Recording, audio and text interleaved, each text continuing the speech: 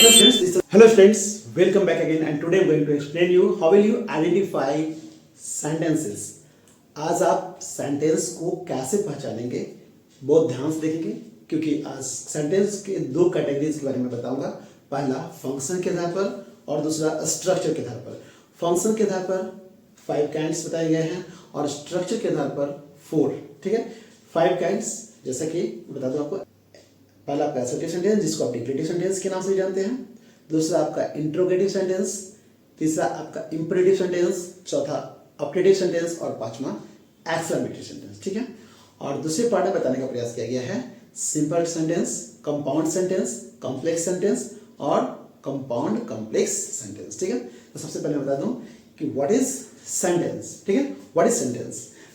Sentence is a group of words that make a complete sense, या आप कह सकते हैं a combination of words that makes a complete sense. ठीक है, यानी जब आपको दिखाई दे वर्ड्स कॉम्बिनेशन में हो और एक कंप्लीट सेंस दे रहा हो तो उसे आप क्या कहते हैं? सेंटेंस कहते हैं। ठीक है, मैं फंक्शन की बात करूं, जैसा कि मैंने बताया आपको कि आप सबसे पहले असर्टिव सेंटेंस या जिसे डिक्लेरेटिव सेंटेंस कहते हैं, इसमें बस आपको एक स्टेटमेंट दिखाई देगा। ठीक है, ध्यान देंगे जैसे I am teaching, you are listening etcetera, यहाँ दिख रहा होगा आपको he goes to school every day. ये भी एक क्या है? स्टेटमेंट है। क्लियर है? सिंपल, ना इसमें ऑर्डर, ना कमांड, ना रिक्वेस्ट, ना क्वेश्चन, कुछ नहीं। ठीक है, बस एक स्टेटमेंट दिया गया है। दूसरा आपको दिख रहा होगा इंट्रोगेटिव सेंटेंस जिसमें who is the prime minister of India, जिसमें आपको क्वेश्चन पूछा जा रहा है। तीसरा है आपका इम्परेटिव सेंटेंस जिसमें आपको ऑर्डर, कमांड, रिक्वेस्ट, एडवाइस, ठीक है, इस तरह के सेंटेंस देखने को मिलते हैं। जैसे प्लीज सिट डाउन, है ना, या स्टैंड अप, या switch on the fan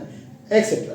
next है ऑप्टेटिव सेंटेंस जिसमें आपको कर्स या ब्लेस की बात होती है, जैसे God bless you my son, ठीक है ना, या मे यू डाई, जिसमें आपको ऐसा लगता हो कि आशीर्वाद या श्राप की बात हो रही है, उसे ऑप्टेटिव सेंटेंस कहते हैं। नेक्स्ट आपको दिख रहा होगा एक्सक्लेमेटरी सेंटेंस जिसमें स्ट्रॉन्ग फीलिंग और इमोशन को एक्सप्रेस किया जाता है। ठीक है, जैसे hurray we have won the match, या Allah I am ruined etcetera.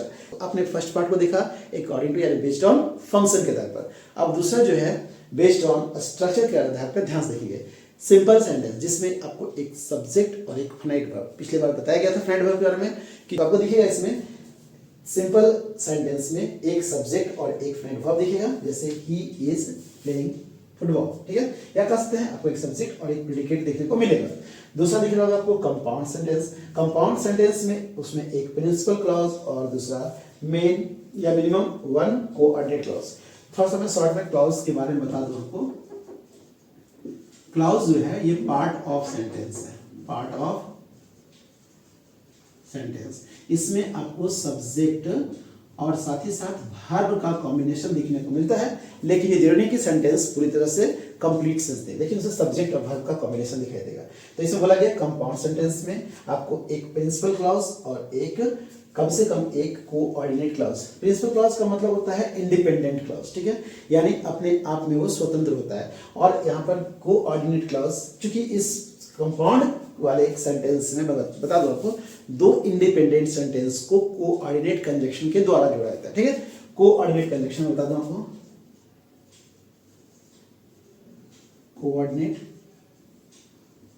Conjunction जिसमें आपको एंड, बट, येट, शो, है ना, इस तरह से दो इंडिपेंडेंट सेंटेंस को जोड़ने का काम किया था। जैसे ध्यान देंगे ही इज पुअर, ठीक है, और एक पार्ट और था जैसे ही इज ऑनेस्ट, तो दैट मींस कि इन दोनों को जोड़ने का काम जो है कोऑर्डिनेट इस बट के द्वारा किया गया है। इसलिए जब दो इंडिपेंडेंट सेंटेंस को कोऑर्डिनेट कंजक्शन के द्वारा जब जोड़ा जाता है तो इसे हम बोलते हैं कंपाउंड सेंटेंस। ठीक है, और तीसरा है आपका कॉम्प्लेक्स सेंटेंस। कॉम्प्लेक्स सेंटेंस में आपको एक इंडिपेंडेंट सेंटेंस और मिनिमम कम से कम एक डिपेंडेंट या कह सकते हैं सबऑर्डिनेट क्लॉज, यानी एक इंडिपेंडेंट क्लॉज और एक से अधिक आप कह सकते हैं मिनिमम एक आपको सबऑर्डिनेट क्लॉज। ध्यान से देखिए यहाँ पर एक आपको प्रिंसिपल क्लॉज जिसको मेन क्लॉज कहा जाता है, और कम से कम एक सबऑर्डिनेट क्लॉज। एक से अधिक भी आपके सबऑर्डिनेट क्लॉज हो सकते हैं। सबऑर्डिनेट क्लॉज का मतलब क्या होता है? दैट मींस कि वैसे क्लॉज, ठीक है, जो डिपेंडेंट हो अपने मेन क्लॉज पर। देखिए यहाँ पर जैसे व्हेन द रेन स्टॉप, ये जो व्हेन वर्ड यूज किया गया है इस पार्ट में, इस सेंटेंस में जो देखिए क्लॉज में, कंप्लीट सेंटेंस तो नहीं कहेंगे, इसको क्लॉज कहा जाए क्योंकि यहाँ सब्जेक्ट और वर्ब दो के कॉम्बिनेशन है। तो जब आपको व्हेन से ना दैट से इस तरह से जब कोई सेंटेंस में कोई पार्ट को ऐड किया जाता है सबऑर्डिनेट क्लॉज के नाम से आता है। तो ये सबऑर्डिनेट क्लॉज हो गया। और वी वेंट आउटसाइड ये जो हो गया आपका प्रिंसिपल यानी कि प्रिंसिपल क्लॉज हो गया, ठीक है, या इंडिपेंडेंट क्लॉज से कहा जाता है। तो जब एक सबऑर्डिनेट क्लॉज हो और एक आपका इंडिपेंडेंट क्लॉज हो तो वैसे कंडीशन में जब एक सेंटेंस बन रहा हो जिसमें एक कम से कम प्रिंसिपल क्लॉज हो और एक सब ऑर्डिनेट क्लॉज तो उसे क्या कहते हैं, कॉम्प्लेक्स। फिर से बता दूं आपको कि एक इंडिपेंडेंट सेंटेंस पार्ट हो यानी क्लॉज हो और एक आपका सब ऑर्डिनेट क्लॉज हो।